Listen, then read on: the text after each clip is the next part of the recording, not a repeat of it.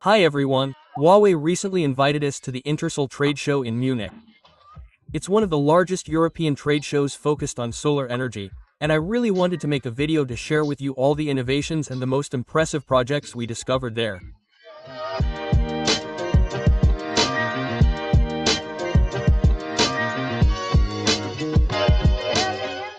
We saw, for example, that Saudi Arabia was building a city in the Red Sea Desert that is expected to welcome 1 million tourists each year and that is expected to produce 100% of its energy with the largest solar installation in the world. We're talking about 7,600 solar panels connected to 1,300 shipping containers filled with batteries. We also heard the story of a Swede who installed solar panels and a battery on his roof to be self-sufficient in electricity, and who was so convinced by the system that he gradually installed it in all his neighbors' homes, then in his entire village to make it self-sufficient in electricity. At this show, we were able to discover plenty of examples that show us that it is technically possible and economically interesting to produce 100% of our energy via solar panels and batteries. But above all, we were able to see that there are several ways to make this energy transition and that there are several ways to use this energy because producing clean energy is a good start, but then you have to use it wisely. In this video, I suggest that we sell together, well, all these examples that we discovered there, that we think about how we could be inspired by them, and then that we look at how we could build our cities of tomorrow with energy production and consumption that is truly ecological.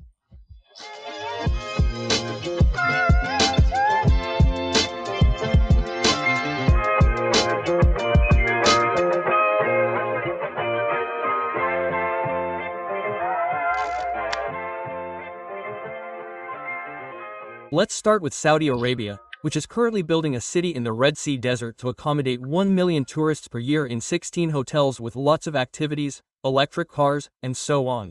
The goal is for 100% of the energy consumed to be produced by 7,600 solar panels, or a power of 400 megawatts. To ensure constant energy production, these 400 megawatts of solar panels are coupled with 1.3 GBh of battery stored in shipping containers.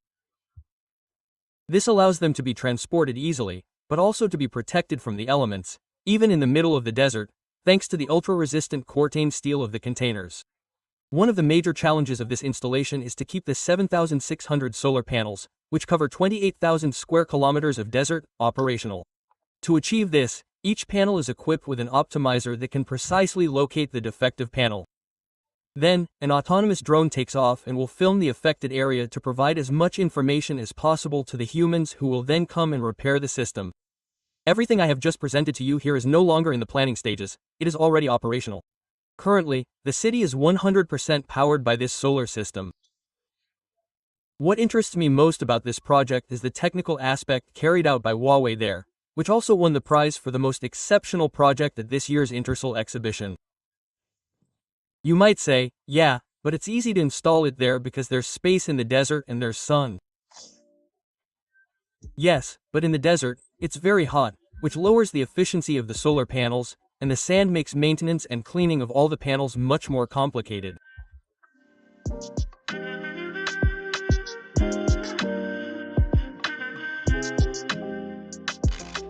Now, I want to present to you the second example that proves that solar energy isn't only profitable in the desert.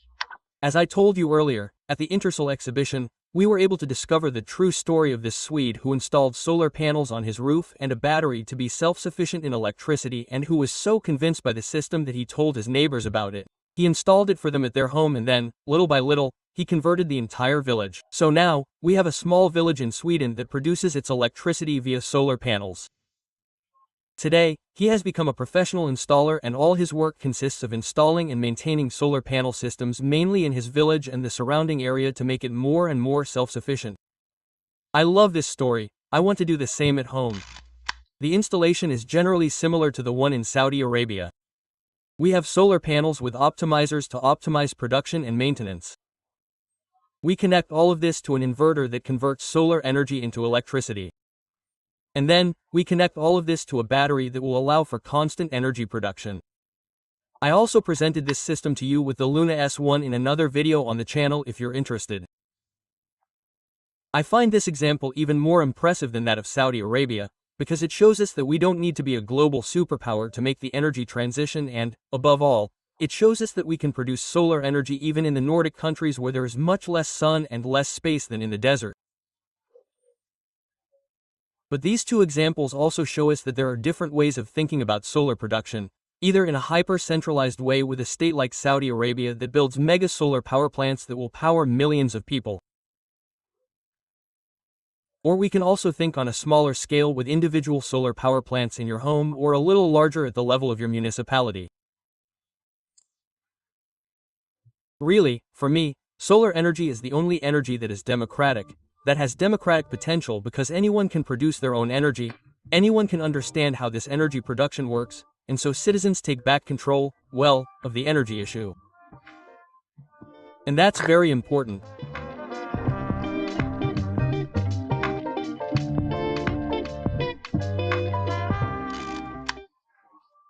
Now that we've seen that it's possible and interesting to produce solar energy in the desert or even in Nordic countries, I suggest we think about how we could make my town in France self-sufficient in electricity. The first thing to do would be to install solar panels on all the roofs in the town. We have this available space exposed to the sun and that's not being used for anything, so we might as well use it. But even if I think that small individual solar installations are very interesting because they allow citizens to regain control of energy, I must admit that it's not necessarily the most economically and ecologically profitable system.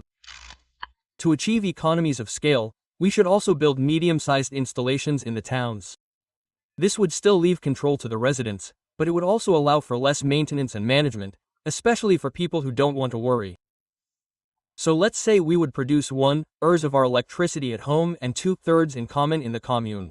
And to produce this electricity in the commune, now that we've covered all the roofs with solar panels, well, we have to put some in the fields. But to avoid taking up space for our crops, our food, we're going to do agrivoltaics. That is to say, we're going to place the solar panels high up and space them out to let a little light through. That way, we can continue to grow crops and produce electricity at the same time. Agrivoltaics has 3 major advantages. First, it takes up very little space on the ground. Second, it protects the crops from the sun's heat while letting through just enough. This also allows us to reduce the amount of water needed to water our crops. And the third advantage is that the plants cool the atmosphere and therefore the solar panels that are just above, which increases their efficiency. And to stabilize our energy production, we're going to install a few battery containers in the town. This will allow us to be 100% self-sufficient in electricity.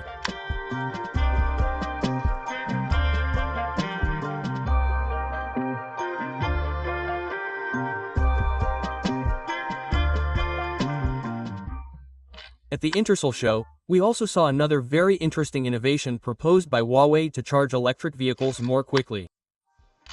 Today, electric cars take a long time to recharge for 2 reasons. The first is battery technology, which limits the charging speed. Some cars can recharge at 7 kilowatts, while others can reach 250 kilowatts. Basically, it can take you as little as 7 hours to recharge your battery as 12 minutes.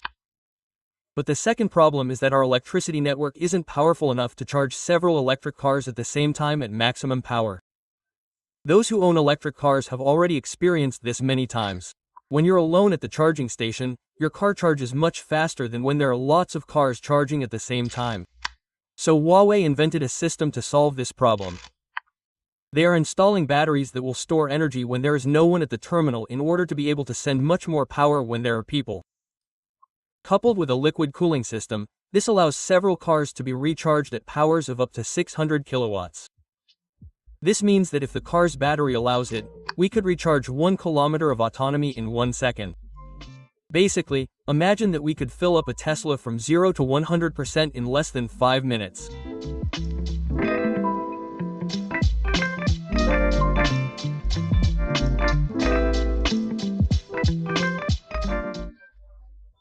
In conclusion, it was very interesting to go to this Intersolar show in Munich because it allowed us to see a lot of technological innovations that allow us to regain control over our electricity production, but also to develop many new uses.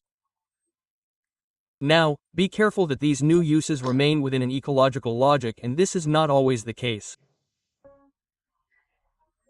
If we take the example of this Swede who installed solar panels and batteries throughout his village, then we are already in a more interesting logic, since the people who will produce their electricity will be able to realize the difficulty of producing energy and will therefore be more encouraged to reduce and adapt their consumption.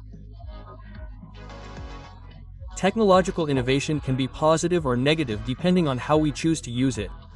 The mistake would be to believe that technology will save us.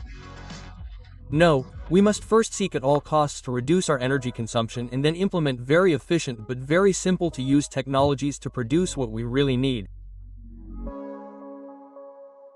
That's really why I love testing solar panels and batteries on this channel, because I love discovering all the new technological and technical innovations that allow us to regain control over the production of electricity and therefore, well, better understand how to adjust our consumption, understand that energy, in fact, is a precious and rare commodity. So expect to see lots of other videos on the channel about solar, but I'll always keep this democratic, ecological aspect because it's also very important to keep that in mind. It's not just technology that will save us, it's what we do with it. So thank you to Huawei for inviting us to this Intersolar show. We discovered lots of other brands with whom we're going to work on the channel because we can't wait to present all of these elements to you. I hope you'll be interested. I hope you found this video interesting. If so, subscribe so you don't miss the next ones and I'll see you soon. That was Julien. Goodbye.